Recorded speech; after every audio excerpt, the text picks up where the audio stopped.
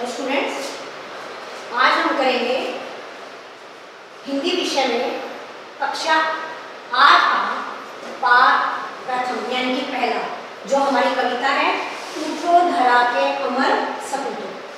और इसके जो कवि हैं, इस कविता के जो रचयिता हैं, जिन्होंने इस कविता की रचना की है, उनका नाम है द्वारिका प्रसाद माहेश्वरी। क्या नाम है? द्वारिका प्रसाद माहेश्वरी।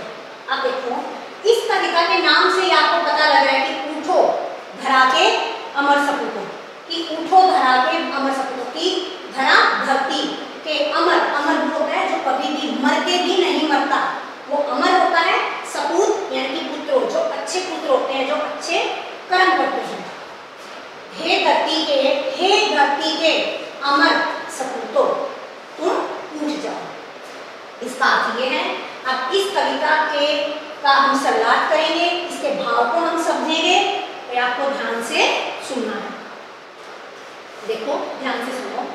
इस कविता के माध्यम से कवि क्या कहना चाहते हैं?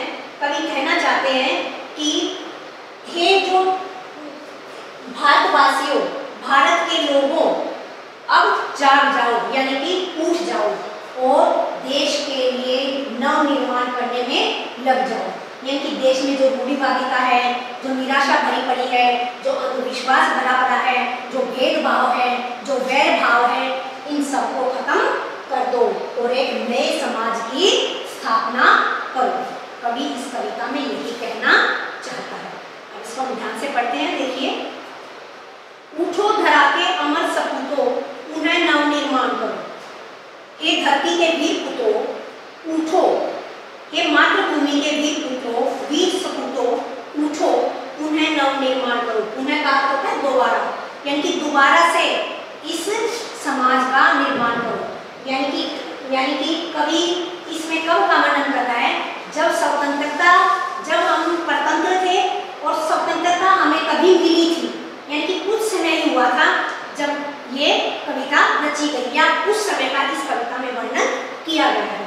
अब देखो, उन्हें नव निर्माण करो, यानी कि इस समाज में जो क्षति हुई है, जो भी हानि हुई है, उसका निर्माण करो, यानी कि इसको दोबारा से इसको बनाओ।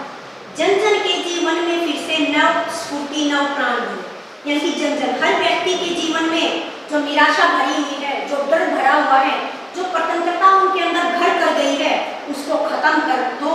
नव स्फूर्ति, उसके अंदर नया उत्साह भर दो, नई आशा भर दो, ताकि वो नव निर्माण करने में हमारा योगदान कर सके, यानी कि नए समाज को स्थापित करने में वो मदद कर सके।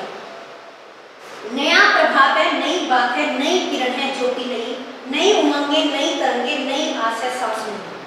अब देखो, नया प्रभात है, नई बात है। नया प्रभात यानी कि जो स्वतंत्रता के बाद का जो समय है, उसके लिए कवि कह रहे हैं कि जो ये अब नई सुबह आई है, जो ये अब हमें नया समय मिला है, नई किरण, जो नई किरण है, जो हमें आशा दिखाई दे रही है चारों तरफ, नई जो सूर्य की जो किरणें हमें मिल रही हैं, नई उमंगे, हमारे अंदर नया उत्साह है, नई तरंगे हैं, और जो हमारे आसपास है वो हमें सब कुछ नया नया लग रहा है। क्योंकि हम पहले परतंत्र थे, दूसरे के अधीन थे। अब हमें स्वतंत्रता मिल गई है, अब हमें सब कुछ नया नया लग रहा है।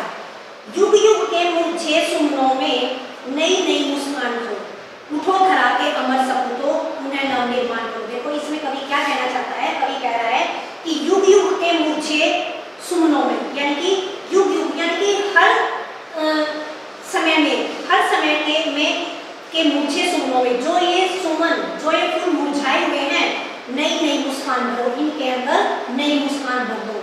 जो इनके अंदर निराशा भर गई है, जो इनके अंदर एक डर बह गया, डर घर कर गया है, इस डर को निकाल दो और उनके अंदर निराशा को खत्म करके आशावादी उनको बना दो। उठो धरा के अमर सपूतों, हे इस धरती के वीर पुत्रों उठो और इस समाज का दोबारा से निर्माण करो।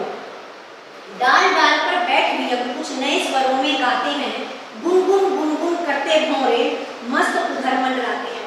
अब देखो, इसमें भी पक्षियों के माध्यम से कवि ने स्वतंत्रता के बारे में बताया है कि प्रत्येक डाल पर जो पक्षी बैठे हैं वो अपने अपने स्वरों में गा रहे हैं, यानी कि जो पक्षी हैं कोयल अपनी तरह से गाती है, कौवा अपनी तरह से गाता है और चिड़िया अपनी अलग से आवाज निकालती है।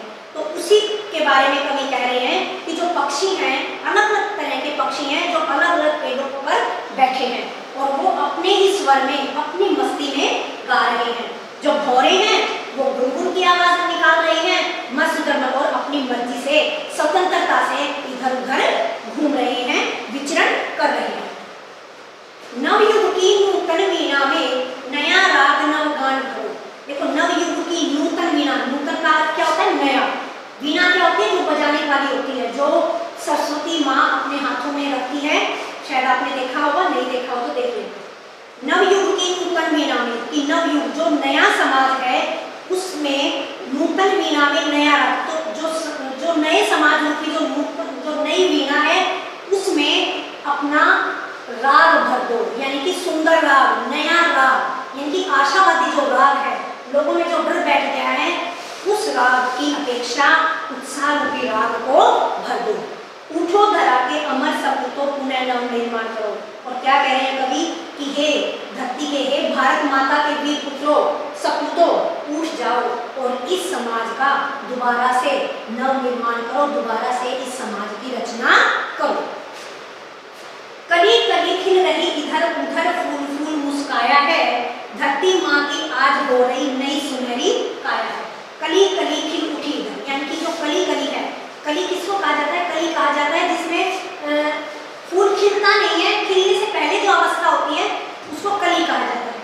यानी कली कली खिल रही इधर, कि हर जगह पर जो नई नई जो कलियां निकल रही हैं, कोपले निकल रही हैं और कई जगह पर इधर उधर जो है वो फूल भी, यानी कि जो फूल हैं वो खिलकर अपनी चरम सीमा पर पहुंच गए हैं। वो ऐसे लग रहा है कि वो मुस्कुरा रही है। धरती माँ की आज हो रही नई सुनहरी काया है, यानी कि धरती माँ इस सुंदरता को देखकर, यानी कि पक्षियों की जो आवाज है उसको सुनकर, या फिर जो फूल हैं, जो नई कलियां हैं उनके खिलने को देखकर धरती माता को लग रहा है कि उनकी जो काया है वो आज सुनहरी हो गई है, यानी कि चमक रही है। यानी कि जब हम खुश होते हैं तो हम क्या लगता है कि जैसे हम चमक रहे हैं, यानी कि जो धरती माता है वह आज खुश हो रही है। नूतन मंगलमय ध्वनियों से गुंजित जब उद्यान करो, उठो धरा के अमर सपूतों पुनः नव निर्माण करो। देखो नूतन मंगलमय, नूतन का अर्थ होता है नया। तो क्या इसमें कवि ने कहा है कि नए नए मंगलमय कार्यों से, यानी कि नूतन, यानी कि जो नए मंगलमय जो गीत हैं, ध्वनि है, उनसे जो ये संसार रूपी जो उद्यान है इसको गुंजायमान कर दो, इसमें संगीत का राग भर दो, यानी कि चारों तरफ हमें मधुर मंगलमय गीत ही सुनाई दे।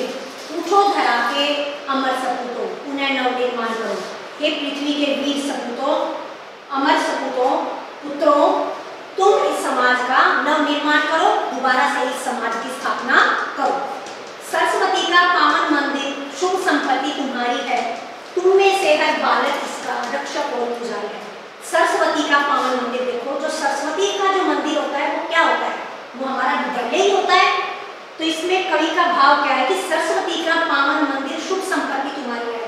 जो विद्या है, जो हमें सरस्वती के मंदिर से जो हमें विद्या मिलती है वो कभी भी खत्म होने वाली नहीं है। वो एक ऐसी संपत्ति है जो हमारे पास मरते दम तक, हर समय, हर स्थिति में हमारे साथ रहती है। तुम में से हर बालक इसका रक्षक और पुजारी है, यानी कि इस समाज के, इस देश के जो लोग हैं वो इसके पुजारी हैं और वही इसकी रक्षा करने वाले हैं। अर्थात पढ़ लिख कर इस समाज को उत्थान के उच्च शिखर तक ले जाओ, कवि का ये मानना है। शत शत दीपक जला ज्ञान के नवयुग का आह्वान करो। शत शत दीपक यानी कि 100 दीपक, कहने का भाव ये है कि अनेक दीपक जलाकर ज्ञान के से पूर्ण, ज्ञान से परिपूर्ण, ज्ञान से भरे हुए समाज को पुकारो, यानी कि उसका आह्वान करो, कहो कि वो नए समाज का निर्माण करे। यानी कि जो दीपक है, कहने का भाव ये है कि समाज में बुद्धि का, यानी कि शिक्षा को ग्रहण करके ज्ञान का दीपक दीपक जलाकर जो हमारे अंदर जो बुद्धि है, समाज में लोगों की जो बुद्धि है, उसका विकास करो। उठो धरा के अमर सपूतों, पुनः नवनिर्माण करो। हे धरती के वीर पुत्रों, अमर सपूतों, मातृभूमि के वीर पुत्रों, पुनः नवनिर्माण करो। उठ जाओ और इस समाज का दोबारा से निर्माण करो, दोबारा से इसकी रचना करो। इसमें आशा की किरण भर दो, जो निराशा है उसको खत्म कर दो। कवि का यही मानना है।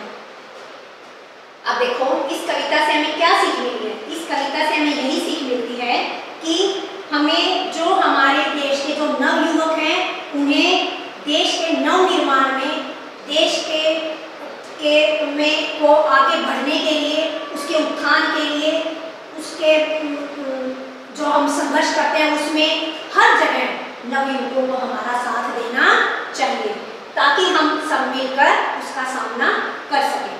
और आपको इस तरह की काफ़ी कविताएं और भी मिल जाएंगी। वो जो कविताएं हैं वो आपको पढ़नी चाहिए, जिनसे आपको अच्छी शिक्षा मिलती है। और देश के निर्माण के लिए हमारे अंदर आशा होनी चाहिए, विश्वास होना चाहिए और उमंग होनी चाहिए, तभी हम अपने कर्तव्य पर, यानी कि जो हम चाहते हैं उसे हम पूरा कर सकते हैं। अब हम आगे करते हैं, इसके प्रश्न उत्तर करते हैं। इसमें देखो कविता में किन्हें नव निर्माण हेतु उत्साहित किया गया है? किन्हें किया गया है? जो भावी नागरिक हैं, जो बच्चे हैं और जो हमारे देश के भावी नागरिक हैं, जो नव निर्माण करने वाले हैं, उनको उत्साहित किया गया है, ताकि वो नए निर्माण की, नए समाज का निर्माण कर सके, नए समाज की स्थापना कर सके। देश के निर्माण के लिए नवयुवकों में किस प्रकार के विचारों की आवश्यकता है? देश के निर्माण के लिए नवयुवकों में आशा होनी चाहिए, विश्वास होना चाहिए और एक उमंग से उन्हें आगे बढ़ना चाहिए, तो वो अपने काम को, अपने कार्य को शिखर तक ले जा सकते हैं। कवि ने सरस्वती का पावन मंदिर किसे कहा है? सरस्वती का पावन मंदिर क्या होता है? सरस्वती का पावन मंदिर होता है विद्यालय। विद्यालय को ही कहा है, और इसके रक्षक और पुजारी कौन है? जो विद्या ग्रहण करने वाले हैं, यानी कि विद्यार्थी। कवि ने लोगों को जीवन में क्या करने के लिए प्रेरित किया है? कवि ने लोगों को जीवन में नई स्फूर्ति, नया उत्साह भरने के लिए प्रेरित किया है। नई नई मुस्कान किस में भरने के लिए कहा है? मुरझाए हुए फूलों में मुस्कान भरने के लिए कहा है। धरती माँ की काया में क्या परिवर्तन हुआ है? धरती माँ जो है वो सोने के समान चमकती हुई दिखाई दे रही है। सरस्वती के मंदिर का रक्षक कौन है? सरस्वती के मंदिर का रक्षक है जो पढ़ने वाले जो विद्यार्थी हैं, जो पढ़ने वाले जो बच्चे हैं, जो गुरुकुल में जो शिक्षा लेते हैं, वो सभी रक्षा करने वाले हैं। धरा के अमर सपूतों से कवि का क्या तात्पर्य है? धरा के अमर सपूतों से कवि का तात्पर्य है, हे भारत माता के वीर पुत्रों, यानी कि जो स्वतंत्रता के बाद उन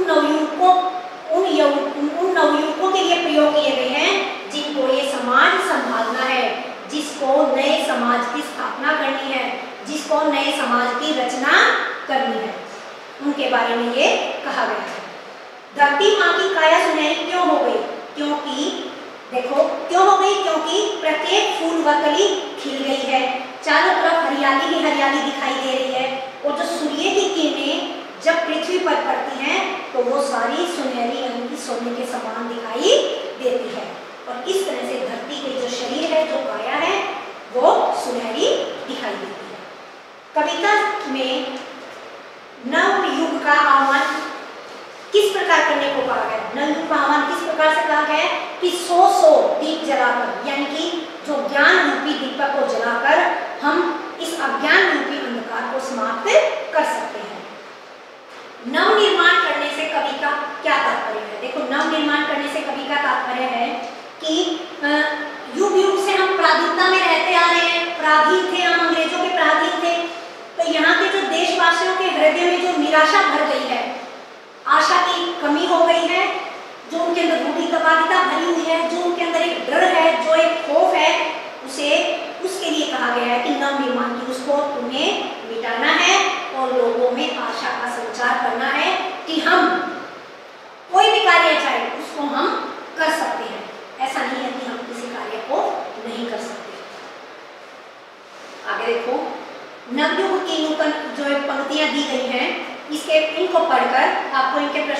दे रहे हैं जो आपकी कविता में जो मैंने अभी आपको बताया था। कवि व कविता का नाम लिखिए, जैसे कि बताया गया है। कविता का नाम है उठो धरा के अमर सपूतो, और कवि का नाम क्या है? द्वारिका प्रसाद माहेश्वरी। कवि क्या करने के लिए प्रोत्साहित कर रहा है?